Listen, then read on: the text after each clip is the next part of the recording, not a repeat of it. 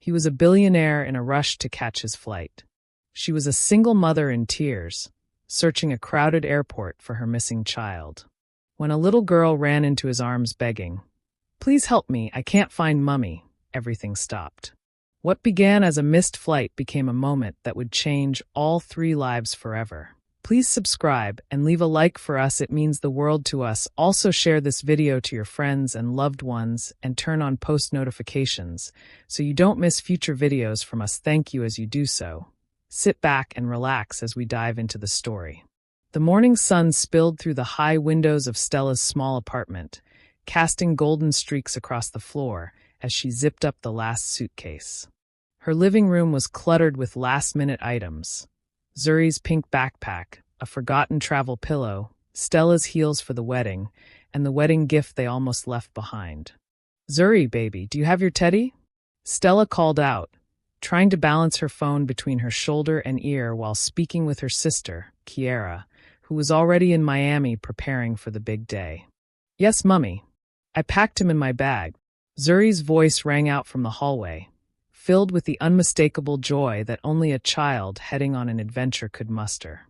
"Good girl. Come here, let's get your shoes on." The little girl came bounding around the corner, curls bouncing and dimples flashing as she grinned up at her mother. Clad in a yellow sundress with tiny sunflowers, she clutched a coloring book in one hand and her beloved stuffed teddy in the other. Her eyes sparkled with excitement. Stella knelt down, gently slipping her daughter's feet into white sandals while still holding her phone. "Okay, Kiera. We're leaving now. I'll text when we check in. Pray we don't hit traffic." Her sister's laughter on the other end was light, filled with the joy of an approaching wedding. "I can't wait to see you both. Zuri will look like a princess in her flower girl dress." Stella smiled. "She's been practicing walking down the hall like it's a runway. I just hope she doesn't throw petals at the priest."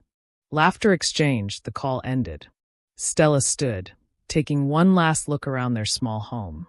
It was neat, modest, a reflection of her life. Simple, but filled with love. "Ready?" she asked. Zuri gave a dramatic twirl. "I'm going to eat jollof rice at the wedding." "Yes, you are," Stella laughed, grabbing the suitcase and opening the door. They took a cab to the airport, weaving through the dense traffic that Miami was famous for. Horns blared, street vendors knocked on windows selling snacks and tissues, and giant billboards loomed overhead, advertising everything from luxury apartments to political candidates.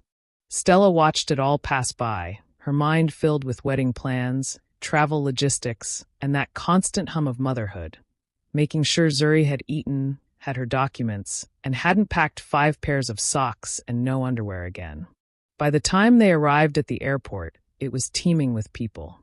The terminal buzzed like a hive. Luggage wheels clattered across tiled floors. Boarding calls echoed overhead. Announcements about security protocols blared from speakers. Families huddled around their bags. Businessmen spoke loudly into Bluetooth earpieces, and children tugged at their parents' hands. Stella shifted her weight, adjusting her purse strap and holding Zuri's hand tightly. "Stay close, okay? No running." Zuri nodded obediently, distracted by the sheer scale of the place. Everything was shiny, loud, and full of strangers. Her head tilted up as she tried to read the flight information screens that loomed high above. Stella approached the check-in kiosk, balancing her handbag on one shoulder and dragging the suitcase with the other. She let go of Zuri's hand just for a moment to pull out their passports from her purse. 1 second. That was all it took. By the time she turned to ask Zuri if she wanted juice, her daughter was gone. "Zuri." Her voice was casual at first, expecting a nearby reply. "Nothing." She turned in a slow circle, heart skipping a beat. "Zuri." People moved past her, unaware, unconcerned. Mothers pushing strollers. Teenagers with headphones. Airport staff pulling carts. But not Zuri. The panic hit like cold water thrown in her face. Stella called louder, more urgently this time. "Zuri." Her voice cut through the noise, but no one responded. She darted left, scanning the food court. No yellow dress. No curly head. She dashed right, peering behind benches, calling, begging her child to answer. Zuri, baby, where are you? Tears pricked her eyes. Her hands began to tremble. She dropped to her knees near a row of seats, looking under them, hoping to see little feet. Nothing. The suitcase was abandoned now. Stella ran from one side of the terminal to the other, her shoes clicking loudly against the floor, the sound of her breath growing shorter and sharper. People began to notice. A man asked if she was okay. A woman offered to call someone. Stella barely responded. Her mind was screaming one thing over and over. Where is my child? She retraced every step. Checked the restroom. Checked the line they were in. She stood in the center of the terminal, turning in every direction, her chest rising and falling rapidly, unable to believe what was happening. Her baby, her only baby, was missing. Her heart felt like it had cracked open. Her voice was hoarse from shouting. Her tears ran freely down her face. Finally, she stumbled toward an airport security post. Words failed her as she reached the counter. My daughter, she's gone. Please help me. And that was how the journey to her sister's wedding turned into the worst day of her life, until a miracle arrived. The security guard behind the glass looked up as Stella stumbled toward the counter, hair slightly disheveled, face damp with tears, breath coming in gasps.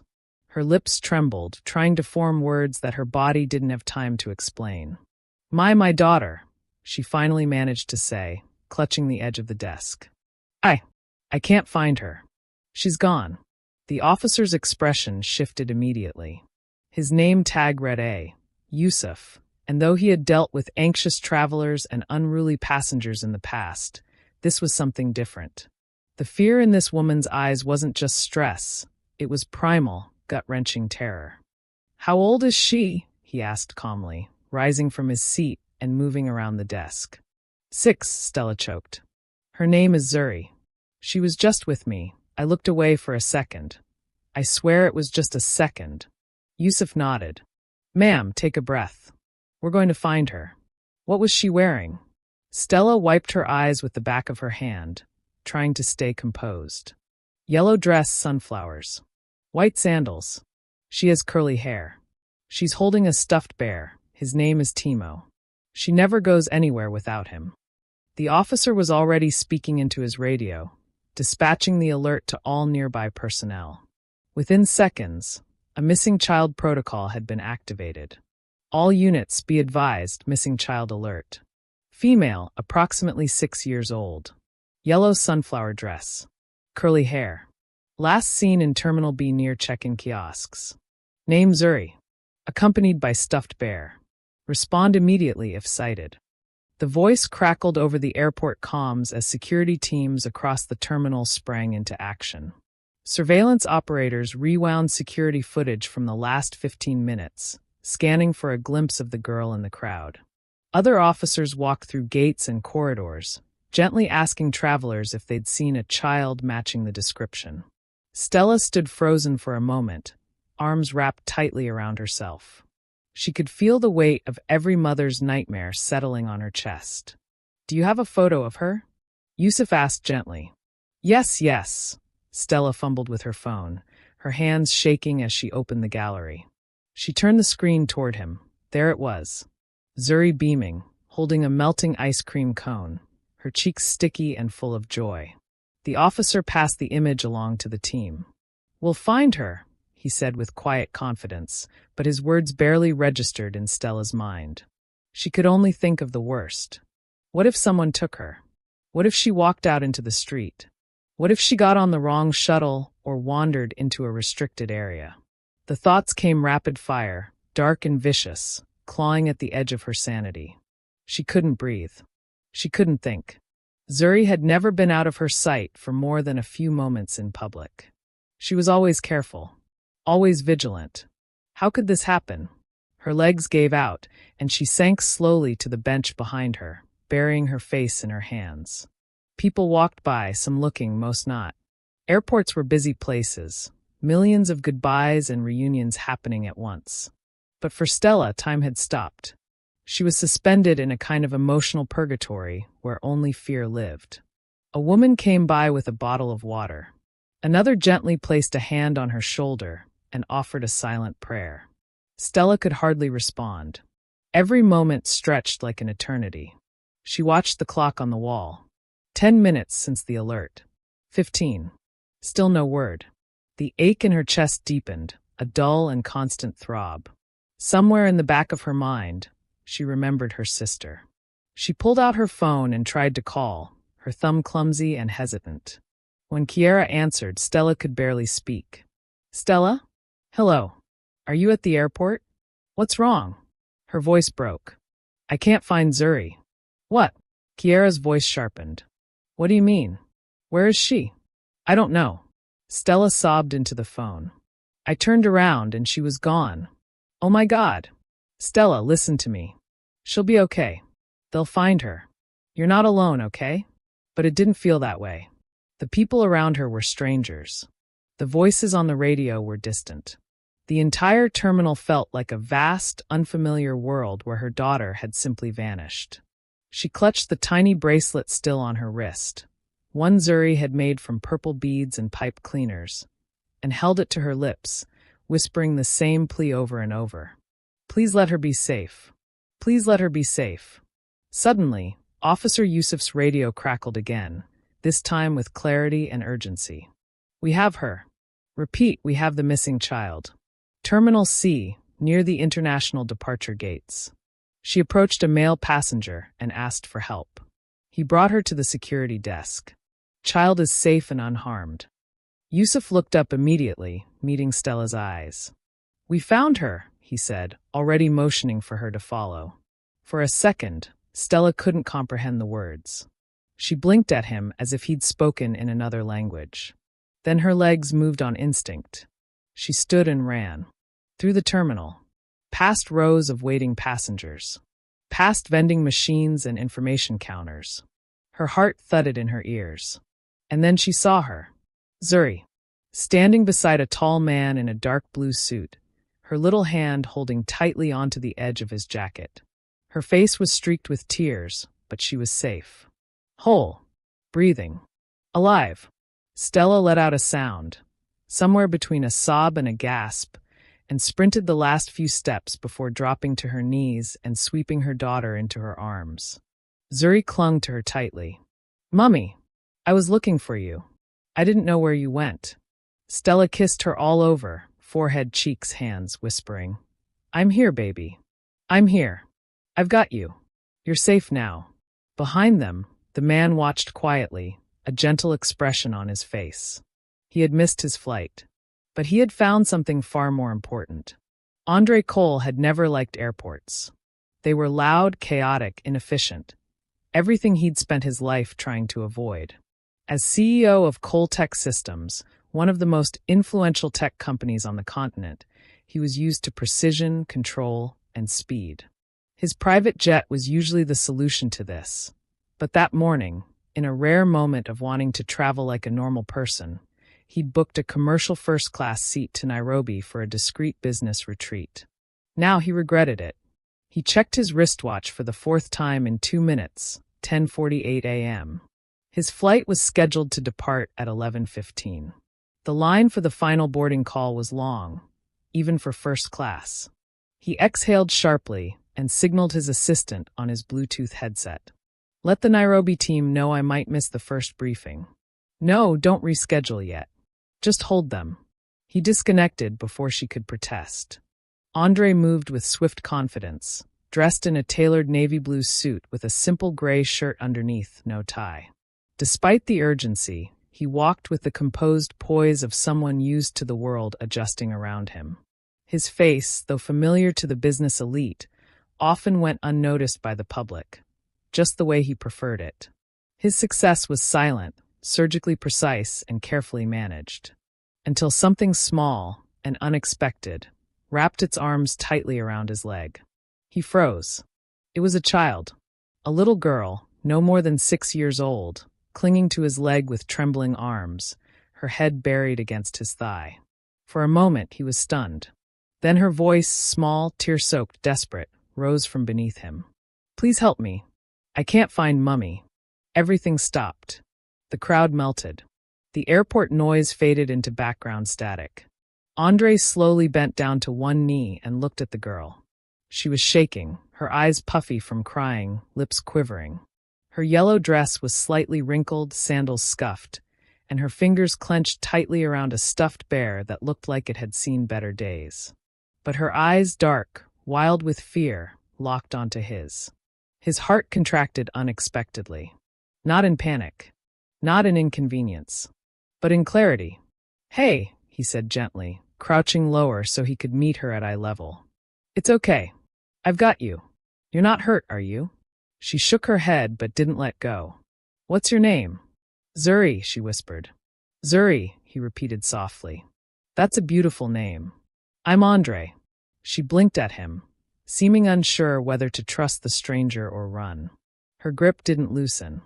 "I lost Mummy," she said again, voice breaking. "I don't know where she went." Andre glanced around. Dozens of people were passing by, indifferent to the scene. A few glanced, smiled briefly, assumed she was his daughter, and moved on. No one questioned it. Andre stood slowly, still holding Zuri's small hand. "Let's go find her, okay?" She nodded, sniffling, and held onto his fingers like a lifeline. He could have walked past. He could have called an airport attendant and continued on his way. But he didn't. Something about Zuri's voice, the rawness of her fear, or maybe something deeper in himself, something buried long ago, compelled him to act. As they moved through the terminal, he carried her now, gently balanced on his arm while she clutched her stuffed bear between them. She rested her head against his shoulder, the kind of trust that only a child in distress could give so freely. When they reached the nearest security station, he walked directly up to the officer. "This little girl is lost," Andre said simply. "She said she can't find her mother." The officer immediately stood and radioed in the alert. The moment he said Zuri, the reply came like lightning. "Zuri has been reported missing. Mother is in Terminal B. She's been searching for nearly 30 minutes. We'll escort her over." Andre nodded, gently shifting Zuri in his arms. "You're safe now," he told her softly. She looked up at him, her tears slowing. "Are you going to leave?" He hesitated. Something about the question pierced him. "No," he said, brushing a strand of hair from her forehead. "I'll stay right here until your mummy comes." Minutes passed. Zuri remained in his arms, breathing slower now, more steadily. She didn't speak again. Neither did Andre. But there was a stillness between them, like two people waiting at the edge of something enormous. Then suddenly footsteps. Fast. Frantic. A woman came running around the corner, chest heaving, eyes wide with disbelief and relief and fear. Andre turned, still holding Zuri, as the woman, Stella, let out a gasp that sounded like her soul escaping her lungs. "Mummy!" Zuri cried, wriggling out of Andre's arms. Stella fell to her knees as Zuri crashed into her chest. She wrapped her arms around her daughter, holding her so tightly it was as if she feared she'd disappear again. Andre took a step back, his expression unreadable, but his gaze never left the pair. Stella pulled away slightly, searching her daughter's face, her hands moving over her arms, cheeks, hair, as if confirming she was truly there. Then she looked up, and her eyes met Andre's. There was a pause. Time hung again in the air. Her lips parted, trembling. You helped her?" Andre gave a small, respectful nod. "She found me, actually. Said she needed help. I just stayed with her." Stella was still kneeling, but she reached up and took his hand. "Thank you," she said, her voice full of emotion. "Thank you so much. I don't even know how to." "It's okay," he said quickly, squeezing her hand gently. "You don't have to." She looked at him, really looked at him. He didn't look like most men she knew. He carried a quiet authority. Sharp eyes, but kind. Well-dressed, but not flashy. A contradiction in motion. "I'm Stella," she said, finally standing while still holding Zuri close. "Andre Cole." Recognition flickered for a moment. His name carried weight, but she said nothing. She only nodded, overwhelmed, still trying to breathe. He reached into his inner jacket pocket and pulled out a sleek black card. Just a name. A number. Nothing more. "If you ever need anything," he said, offering it to her, "call me." Stella hesitated, then took it with a shaky hand. Andre looked down at Zuri, who was now clutching both her mother and her bear. "I'm glad you're safe, Zuri," he said with a smile. "Thank you," she whispered, her little voice no longer trembling. Andre gave one final nod, turned without fanfare, and walked away. He never looked back. He didn't have to. Something had already changed. And the flight he missed no longer felt important. The world was still spinning when Andre Cole walked away. Stella watched him for a few seconds longer than necessary. Not because she was still catching her breath, but because something about him lingered. An air of calm that had anchored her in the most terrifying moment of her life.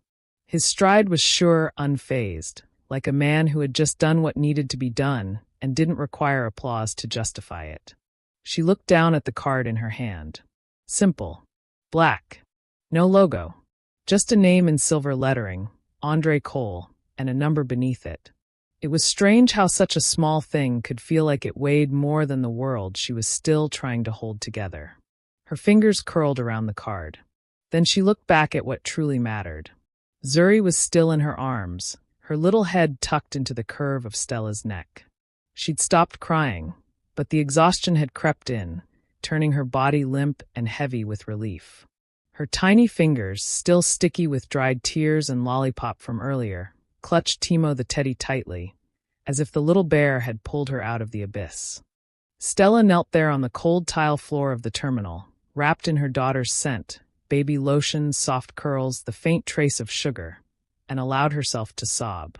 Not the frantic, hopeless kind from before, but the quiet, aching kind that comes after a storm when you finally know the roof held. She kissed Zuri's forehead again and again, whispering things only a mother would say in a moment like this. "I'm here. I've got you. I'll never let you go again." Her hands never stopped moving, caressing Zuri's curls, checking her arms, smoothing the hem of her dress. Every motion said the same thing. "You're safe. You're real. You're mine." Officer Yusuf, who had escorted her moments earlier, now stood a respectful distance away, giving them space. But his eyes never left them. He understood this moment didn't belong to security protocols or checklists. Eventually, Stella looked up at him. Her voice was still hoarse. "Thank you. All of you. For everything." He offered a small, kind smile. "It was our duty." But truthfully, she found the right person. Stella's brows knit slightly. "You mean Mr. Cole?" "Yes," Yusuf nodded. "Some people panic. Others ignore. But he stayed calm. Waited with her. Protected her like she was his own. Didn't even flinch when she ran up to him. Some people run from responsibility. That man walked straight into it." Stella swallowed, glancing once more in the direction Andre had gone. The flow of travelers had resumed. He was already gone, but something in her heart felt tethered. She stood, gently hoisting Zuri up into her arms. The weight was familiar, grounding.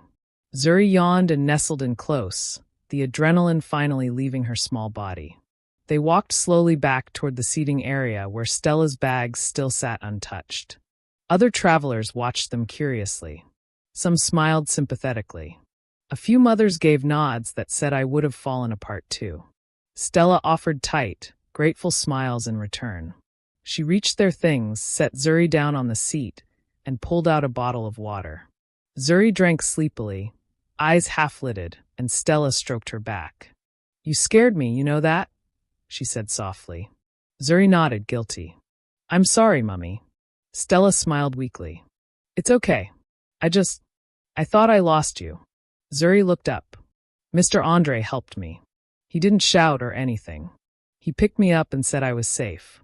Stella stared at her daughter, wondering what it was about this man that allowed a child to run to him with so much trust. Zuri wasn't the type to go to strangers. She was playful, bold, but she was never reckless. "Did you feel scared?" "Yes," Zuri admitted, "but not when I was with him." Stella held her daughter again. They eventually boarded a later flight. The wedding was beautiful. Kiara cried when they arrived. Zuri walked down the aisle tossing flower petals like she'd been trained in royalty. Laughter and love filled the air. People danced until dawn. But in the back of Stella's mind, through all the celebration and reunions, was the image of that man, his quiet eyes, his steady voice, the way he had given her back the most precious thing in the world and asked for nothing in return. She kept the card in her purse, tucked safely between Zuri's travel documents. A week later, she would take it out. Not because she needed anything, but because sometimes the right thing to do isn't about owing someone. It's about connecting with the moment that changed your life. And the man who didn't walk away from it. The card had sat untouched on Stella's nightstand for 7 days. Each night, after Zuri had gone to bed and the quiet of the flat returned, Stella would glance at it. The sleek black rectangle with silver print catching the light just enough to remind her it was still there. Andre Cole. It had no title, no company name, no tagline screaming wealth or influence. Just the man's name and a number, as simple and quiet as he was. She had Googled him once. Just once. And the results were staggering. A multi-billionaire. CEO of Coltech Systems.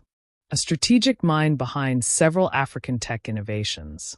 He'd built schools in Kenya, funded clean water projects in Ghana, donated to education in South Africa. Always behind the scenes. No red carpets. No interviews. No social media presence beyond a dormant LinkedIn profile. But that day at the airport, he hadn't been a billionaire. He'd just been a man. A man who answered a child's cry without hesitation, who stayed when others might have walked away. And now, days later, that moment still pulsed in her memory like a heartbeat she couldn't forget. It was Zuri who made the decision. "Mummy," she said, pushing her porridge around with her spoon one morning. "Can we go say thank you to Mr. Andre again?" Stella looked up from the sink, surprised. "You already said thank you, baby. Remember? You told him when we found each other." "But I want to do it properly," Zuri insisted, her curls bouncing as she turned to face her. "Like bring him biscuits. Or a thank you card. Or just hug him." Stella chuckled softly, drying her hands. "You think he wants hugs and biscuits?" Zuri's eyes were serious. "He helped me. That means we should be kind back." Stella felt something catch in her chest. Out of the mouths of babes. Later that day, after Zuri had drawn a lopsided picture of herself, Stella, and a tall man in a blue suit standing next to an airplane, Stella found herself pulling out the card. She dialed the number before she could overthink it, each ring tapping louder in her ear. It didn't go through to an assistant. No secretary. No AI answering system. Just a voice. "This is Andre." She almost hung up. Mr. Cole," she said quickly before her nerves got the best of her. "Yes. It's Stella. From the airport. Zuri's mum." There was a pause, and then the warmth in his voice deepened. "I remember. Of course I remember." She could hear a soft rustle, like he had sat down. "Is everything all right?" "Yes. Yes. Everything's fine," she said quickly. We wanted to say thank you again. Properly." Zuri insisted. Andre's voice relaxed even more. "She was very brave. I'd be honored to see her again." They arranged the visit for Saturday morning. And now here they were, standing in front of the Coltech Systems headquarters in LA, a towering glass and steel building that stretched into the clouds. Zuri's small hand was tight in Stella's as they entered the cool, marble-lined lobby. The space was sleek, modern, quiet, almost like a museum, but warmer somehow. Stella felt underdressed in her beige blouse and jeans. Zuri wore a navy blue dress with a sunflower pin, her small backpack swinging behind her with each step. The receptionist looked up and smiled. "You must be Stella and Zuri. Mr. Cole is expecting you. Please take the elevator to the 20th floor." The elevator ride was silent. Stella's stomach was fluttering. She wasn't sure why. This wasn't a job interview. It wasn't a date. She wasn't here to ask for help. And yet, her heart thudded like it was all of those things. The doors opened to a private office suite unlike anything Stella had ever seen. Floor-to-ceiling windows overlooked the city skyline. A glass wall on one side revealed a quiet reading room, lined with old hardback books and soft leather chairs. There were no flashy decorations, no gold nameplates or expensive artwork. Just clean lines, thoughtful design, peace. And there he was. Andre stood as they entered, dressed simply in a white shirt with the sleeves rolled, no tie. His eyes immediately found Zuri first. "There she is," he said with a warm smile. Zuri beamed. "Hi, Mr. Andre." She ran up to him without hesitation and threw her arms around his waist. He bent slightly and hugged her back gently. "You remember me," she grinned up at him. "Of course I do," he said. "How could I forget you?" Stella watched them, something blooming quietly in her chest. Zuri pulled a folded drawing out of her bag. "I made this for you." Andre unfolded it slowly. His smile widened. The crooked figures. The plane. A tiny bear with the name Timo written above it in crayon. "It's perfect," he said. "I'm putting it on my wall." He looked at Stella then, his smile softening. "It's good to see you again." "You too," she said, suddenly self-conscious. "I hope we're not interrupting anything." "You're not," he said. "I cleared my morning." Just like that. As though it were nothing. He led them into a private lounge area, where a tray of fruit, pastries, and juice had already been laid out. Zuri gasped with delight and dove straight for the pineapple chunks. Andre poured juice into her cup without being asked. Without missing a beat. They talked. Not about business. Not about wealth. Just life. Zuri chatted endlessly about the wedding, about how she got icing on her dress, about how her cousin threw up on the bus. Andre listened like he had nowhere else to be. And Stella she watched. Watched the way he asked questions. The way he remembered details. The way he let Zuri interrupt him and made her feel like the most important person in the room. For a man whose time was worth millions per minute, he didn't seem in a hurry. "You're different than I expected," Stella said quietly as Zuri ran off to explore the bookshelves. Andre tilted his head slightly. "Different how?" "I don't know," she replied. "I expected someone distant. Sharp. Powerful. And I'm not." She laughed. "You are. But you're also kind." He looked at her then, not with charm or strategy, but with a quiet curiosity. "Kindness is underrated," he said. "Especially in a world where everyone's trying to prove something." Stella nodded, not breaking his gaze. Zuri came back, arms full of books. Andre knelt beside her, asking which ones she wanted to borrow. Stella watched as her daughter placed complete, innocent trust in a man she had only just met, and yet, in her child's mind, he had already been claimed as something close. A friend. By the time they said their goodbyes an hour later, Zuri was practically bouncing. "Can we come again?" she asked as Andre walked them back to the elevator. He smiled. "You're always welcome." Then his eyes met Stella's again. And something passed between them. Something that didn't need words yet.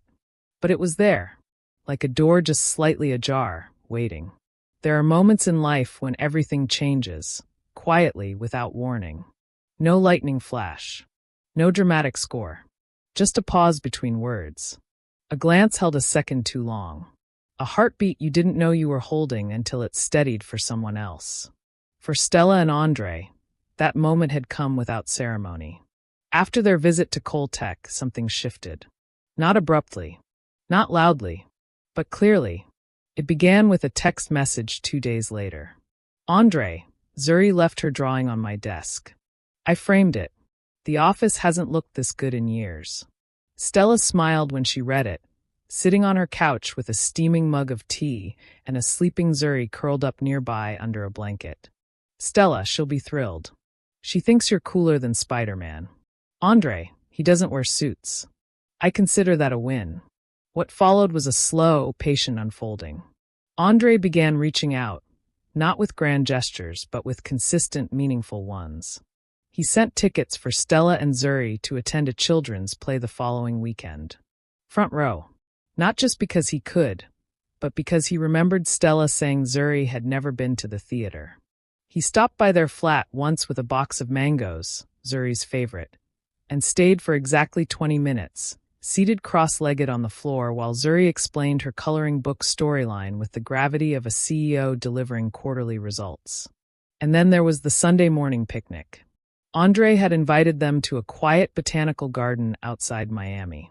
No paparazzi, no media, just trees, birdsong, and sunlight dripping through the leaves like honey. Zuri chased butterflies, and Andre helped her build a daisy chain. Stella watched him from across the blanket, laughter catching in her throat at the sight of this billionaire in loafers and a t-shirt, crawling around in the grass to find clovers for a 6-year-old. She hadn't seen him check his phone once. "How do you do it?" she asked him as they packed up the baskets later that afternoon. "Do what?" "Leave work behind. Not be pulled back into it." Andre paused, tying a knot on the basket strap. "Maybe because I finally found something worth putting work down for." He said it casually, but the silence that followed was anything but. Stella looked at him, heart suddenly hammering in her chest. He didn't break her gaze. Didn't add a joke to soften the moment. He just let it hang there, honest and solid. Zuri ran back, interrupting with a squeal as she showed them a bug with wings like glass. The moment passed, but not really. It had landed quietly between them. From there, the distance between them only grew smaller. They began having dinners together, not every night, but often. Andre learned how Stella made the best jollof rice he'd ever tasted. She learned he didn't actually like wine, but ordered it during meetings to seem sociable. He confessed he used to be terrified of failing. She admitted she still was. And Zuri, she flourished. She began drawing pictures with 3 people instead of 2. She started asking if Mr. Andre would come to school events. She once called him Daddy by mistake, and Stella held her breath when it happened. Andre didn't flinch. He smiled. "Not yet," he said gently, brushing a curl from her forehead. "But I'd be honored." Stella felt her heart shatter and swell at the same time. It wasn't just about falling in love. It was about belonging. Andre never rushed her, never pressured. He simply showed up. Again and again, like the world had always waited for this quiet convergence of wealth and warmth, strength and softness, pain and healing. One evening, after Zuri had gone to bed and the stars hung heavy in the sky, Stella found herself standing on Andre's balcony. He joined her, offering a glass of juice. No words, just the hum of night between them. She turned to him. "I was scared to call you that day," she said quietly. "Why?" "Because I didn't want to be someone asking for something. I didn't want you to think I was." She trailed off. Andre placed the glass down. "You didn't ask for anything, Stella. You gave me something." "What?" He stepped closer. "You gave me a reason to stand still, to listen, to feel something again." She looked at him then, eyes soft, guarded but open. "I didn't mean to." "I know," he whispered. "That's why it means more." He reached for her hand. She let him take it, and there it was, like a breath after holding one too long. Their worlds, so different, now orbiting the same star. Time passed. Not fast, not dramatic, but true. And on a quiet Saturday morning, with Zuri skipping through the garden in a flower crown and Stella seated on a bench beside Andre, watching their daughter chase joy, Andre reached into his pocket and pulled out a small velvet box. "Not because I have everything," he said, holding it in his palm, "but because with you, I finally have what I was missing." Stella's hands trembled as she opened it. A ring. Simple. Elegant. No flash. Just like him. Tears welled in her eyes. Zuri ran over and gasped. "Are we getting married?" Stella laughed, sobbed, nodded all at once. "Yes, baby. I think we are." And so, what began in chaos bloomed into quiet certainty. A missed flight. A lost child. A single moment of kindness. And a love that changed 3 lives forever. We have come to the end of the story. I hope you enjoyed it. Leave a like and subscribe to my YouTube channel for more interesting stories.